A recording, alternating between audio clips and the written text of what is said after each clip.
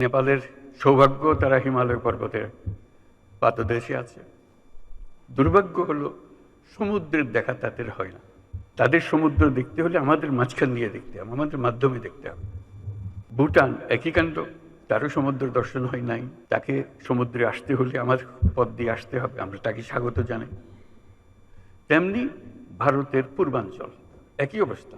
নেপালের যে অবস্থা, ভুটানের যে অবস্থা, ভারতের সেভেন সিস্টারের একই অবস্থা। তার সমুদ্র দর্শন তার হয় না, হবে না।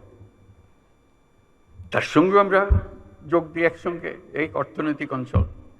আমাদের যে সমুদ্র বন্দর, তাদের মাল আনা নেওয়া করবে, আমাদের মাল আনা নেওয়া করবে, তাদের কাছে যাবে। তাদের অর্থনীতি আমাদের অর্থনীতি একসঙ্গে জাগবে। তারাও খুব কষ্টের অবস্থায় আছে, তারা খুব ভালো অবস্থায় নেই। তারা এই সুযোগ পেলে তারাও আনন্দিত, তাদের ব্যবসা আমাদের ব্যবসা রমরমা ব্যবসা হবে, একসঙ্গে ব্যবসা হবে।